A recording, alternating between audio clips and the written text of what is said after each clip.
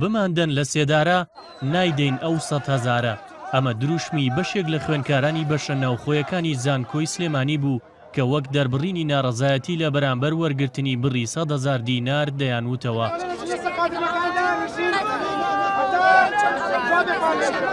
ئەم خوێندکارانە لە بەردەم زانکۆکەیاندا خۆپیشاندانێکیان ئەنجامدا و ڕەتیان کردەوە ئەو بڕەپارەیە بدەن وەک کرێیمانەوە لە بەشە ناوخۆیەکاندا کە بە پێی فەرمانی زانکۆ یەکی ئایار دوامۆڵەتە بۆ وەرگرتنی پارەکە لە خوێندکاران. بەیچەوەی بڕەپارەی 100,000 نادەین چونکە ئەمساڵیش خزمەتگوزارێ لە داخلی نییە نە پاکەرەوەی تایە ئەوە تا ئێستا کارەبامان ڕۆژی 6 ساعاتەیە ئاوش دوێنێ شەونەوە بۆ ئاگادارن کە دوێنێ شەو خۆپیشاندان کرا بەیچەوەی ئەو 100,000 نادەین و ئەبینە پێشەنگ بۆ هەموو زانکۆکانی هەرێم کەوا ئێمە پێشەنگە میلەنەدانی ئەو پارێ هەرگیز تا یعنی ڕۆحمان لە جەستامە بە هەرگیز ئامادەی پێجانی ئەو بڕەپارەیەنین هەرگیز.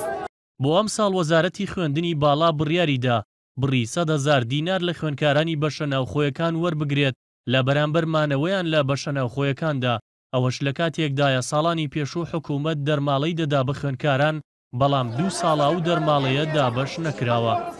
سەرڕای ئەوەی کە دەرماڵەشمانایەتێ داوای بڕی 100,000مان لێکا بۆ داخلی ئەوانی لە داخلین و هیچ لەبێک لە توانایانی ئەو بڕەپارەیە بە ئەگەر لە تواناچی ئەبێت بە هیچ شوێک ناچێتە باری ئەو بڕیارە. بەپێی ئەم بڕیارەی سەرۆکی زانکۆی سلێمانی بە وەکالەت ئەمڕۆ 2 ڕۆژە بۆ وەرگرتنی پارەی قیستی نیشتەجێکردنی خوێندکاران لە بەشە ناوخۆیەکان و بەپێی ئەم بڕیارە هەر خوێندکارێک تا ئەمڕۆ ئەو بڕەپارەیە نەدات ناتوانێت بەشداری لە تاقیکردنەوەی کۆتایی ساڵی ئەم وەرزی خوێندن بکات. لەسەر جێبەجێکردنی بڕیارەکە NRT چەندین جار پەیوەندی بە سەرۆک و جێگری سەرۆکی زانکۆ بۆ کاروباری خوێندکارانەوە کرد بەڵام وەڵامی پەیوەندیەکانیان نەدایەوە.